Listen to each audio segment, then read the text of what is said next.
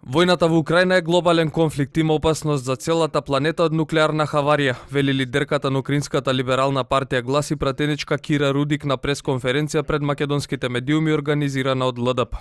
Економските санкции, вели таа, веќе создаваат проблеми на глобално ниво, а во земјите членки на Европската унија има над 2,5 милиони бегалци.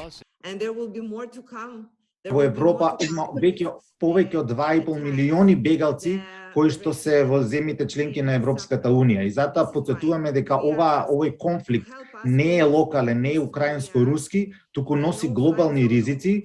Рудик упати прашање и до НАТО, каков одговор ќе даде алијансата ако војната се прошири во Централна Европа, бидејќи ако Украина не добие воена опрема, следна држава која Русија ќе нападне според неа е Полска. Доколку Украина падне, следна е Полска и тоа Путин јасно го кажа. И затоа сакам на НАТО да му упатам прашање, кој е вашиот план? Како вие ќе одговорите на евентуален напад од Путин? Како вие ќе одговорите на евентуална нова војна во Централна Европа? Дека се работи за огромен број на бегалци во емисијата Европат на телевизија 24 потврди и портпаролката на УНХЦР во Македонија Љубинка Врашнарска. Таа посочува дека ова е најголемиот наплив на бегалци во Европа по завршувањето на Втората светска војна. Во 80 години Европа се нема соочено со волку брзо растечка бегалска состојба на својот континент.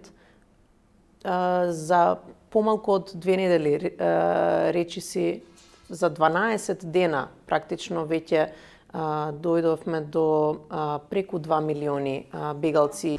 Во Македонија пак засега нема наплив на бегалци од Украина. Единствените официјално пристигнати се оние кои во понеделникот дојдоа заедно со македонските граѓани, а ќе останат во куќа во Прилеп кај нивниот пријател кој ги внесе во земјава.